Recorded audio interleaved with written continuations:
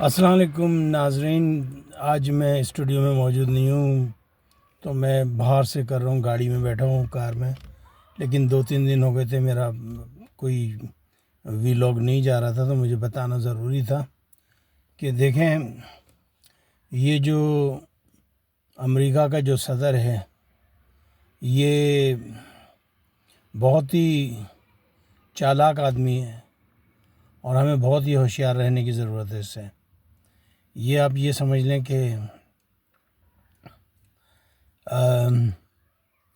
ایک طرف تو وہ صادق خان کے خلاف جو ہے بیان دیتا ہے، دوسری طرف وہ فلسطینیوں کے خلاف بیان دیتا ہے، تیسری طرف وہ کسی مسلمان کو جو ہے پسند نہیں کرتا، چوتھی طرف جو ہے قطر پہ حملہ ہو جاتا ہے وہ کوئی دلچسپی نہیں لیتا. مطلب کہ ایک عجیب و غریب ہے. اور دوسری طرف جو ہے وہ جو ہے پاکستان کا جو پرائم منسٹر ہے اس کی اور عاصم منیر صاحب کی للو چپو کر رہا ہے. تو دیکھیں یہود و نصارہ کبھی بھی دوست نہیں ہو سکتے. بہت ہی ہوشیار رہنے کی ضرورت ہے. یہ بہت ہی اسمارٹلی جو ہے چال کھیل رہا ہے. اردو کی ایک کہاوت ہے کہ منہ کھاتا ہے تو آنکھ شرماتی ہے. تو you have to be very very careful, چونکہ میں ٹرسٹ نہیں کرتا. اور ضرور اس نے یا تو یہ ہم سے کہے گا کہ جی ہمیں اپنی اسپیس دیں بگرام کے لیے جانے کے لیے، یا یہ کہے گا کہ جی افغانیوں کے خلاف ہماری مدد کریں. ہمیں نہیں کرنا چاہیے. دیکھیں افغانی بھلے ہمارے دشمن ہیں کچھ بھی ہے، لیکن وہ ایک الگ جو ہے سوورن کنٹری ہے، ان کا مسئلہ ان پہ چھوڑو. آگ کھائیں گے انگارے ہگیں گے. افغانی جو کریں گے وہ جو بوئیں گے وہ کاٹیں گے. افغانیوں نے یہ سوچا نہیں تھا کہ کیا ہو جائے گا. لیکن دیکھیں افغانیوں کا جو ہے، میں اتنا کہنا چاہوں گا کہ افغانی سارے ہی برے نہیں ہیں اور افغانی سارے ہی اچھے نہیں ہیں. تو ہمیں بہت ہی ہوشیار رہنے کی ضرورت ہے. پھر دوسری بات یہ ہے کہ اب تیسری عالمی جنگ عظیم شروع ہونے والی ہے. انہیں یہ پتہ ہے کہ اگر چائنا انوالو ہوا تو چائنا کی مدد پاکستان کرے گا. اور انہیں یہ بھی پتہ ہے کہ جو ہارڈ بیٹل جو آرمی ہے، یعنی جو بڑی ہی مردانگی کے ساتھ جنگ میں لڑتی ہے، وہ پاکستان آرمی ہے. تو وہ یہ جانتے ہیں. اور چونکہ سیکنڈ ورلڈ وار میں بھی انہوں نے دیکھا کہ GHQ راول پنڈی ہوتا تھا اور کس طریقے سے جو ہے مسلمان فوجیوں نے جو ہے لڑائی لڑی تھی. تو ایسا نہ ہو کہ کہیں یہ رخ وہاں موڑ دے. اور حکومت پاکستان کو ہوش کے ناخن لینے چاہیے کہ انہیں کسی بھی قیمت پہ جو ہے وہ امریکہ کا ساتھ نہیں دینا چاہیے، چونکہ چائنا آپ کا صدیوں سے پرانا دوست ہے. دیکھیں نا کہاں تو ابھی میں بہت سے غلط الفاظ آ جاتے ہیں جو کہ براڈ کاسٹنگ میں نہیں کہہ سکتا. ایسے ایسے بچے بھی سنتے ہیں تو خواہ خواہ میں وہ ہو جائے گی. پہلے تو مودی سے بڑی یاری لگائی ہوئی تھی، بڑے یارانہ تھے مودی کے ساتھ.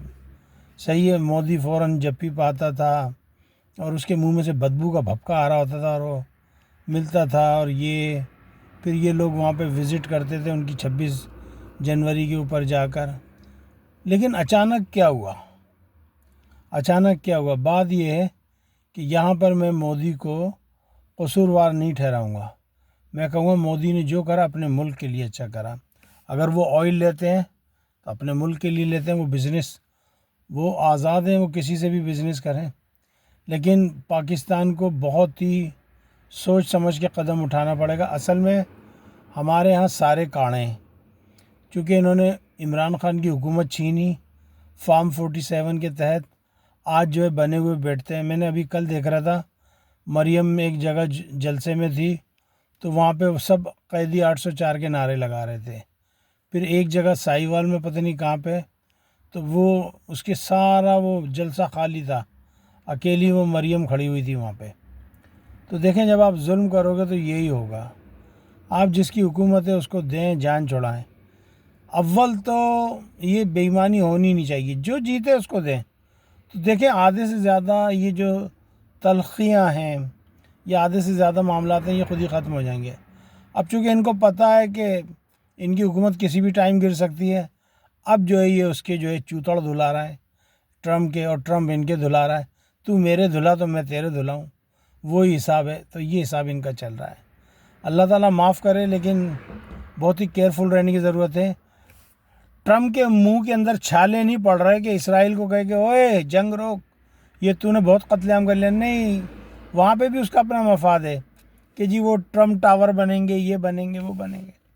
غزہ کے اندر اب آپ دیکھیں کہ اتنا ظلم تو میں نے کہیں پہ بھی نہیں دیکھا. اب وہ جو فلوٹیلا آ رہا ہے اس کے اوپر جو ہے رات کو بمباری کی ہے انہوں نے زبردست. جو ہمارے مشتاق صاحب ہیں جو ہمارے جماعت اسلامی کے، انہوں نے بتایا کہ جی بہت زبردست رات کو جو ہے آگ برسائی گئی ہے. تو لیٹ سی کہ کیا ہوتا ہے، لیکن پاکستان کو بہت ہی ہوشیار رہنے کی ضرورت ہے.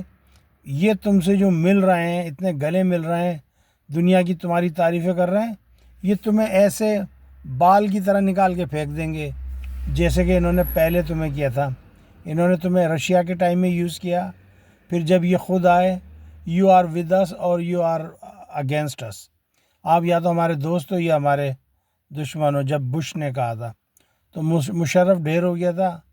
اب ان کا یہ ٹائم ہے، ان کو نہیں ہونا چاہیے ایسا. دوری دوری رکھیں، ٹھیک ہے بھائی، ہم لڑائی نہیں کرنا چاہتے، لیکن نہ دوستی نہ دشمنی، برابر میں رکھیں. اتنے بھی قریب نہ گھسیں کہ وہ کل کو آپ سے کوئی ڈیمانڈ کر دے تو آپ نیچی نگاہیں کر لیں اور آپ اس کی جو ہے بات کو جو ہے پورا نہ کر سکیں. وہ تو چاہے گا کہ کسی طریقے سے جو ہے وہ آپ کو گرائے. اس کو پتہ ہے کہ اس خطے میں جو ہے یہ جو مڈل ایسٹ کا یا جنوبی ایشیا کا جو خطہ ہے، اس میں سب سے پاورفل جو فوج ہے وہ پاکستان کے پاس ہے، اور پاکستان ایک نیوکلیئر طاقت ہے. تو کسی بھی طریقے سے وہ پاکستان کو اپنے کنٹرول میں لینا چاہ رہا ہے. دیکھیں اس کے ساتھ پینگے نہ بڑھائیں، ہوشیار رہیں. جب ہمارا کوئی دشمن ہم سے ملتا تھا تو ہم ہوشیار ہو جاتے تھے کہ یہ کیوں مل رہا ہے، وجہ کیا ہے، ہم میں ایسے کیا سرخاب کے پر نظر آئے جو اس نے ہم سے ایک دم دوستی کر لی. ہمارے علاقے میں مجھے یاد ہے کہ ایک بدماش رہتا تھا لنگڑا اصغر، کورنگی سو کوارٹر میں لنگڑا اصغر جی کی مارکیٹ میں. تو جب اس کو کسی سے بدلہ لینا ہوتا تھا وہ ان سے ملاپ کر لیتا تھا، دوستی کر لیتا تھا، ان کے بچوں کو اپنے ساتھ رکھنے لگنا تھا.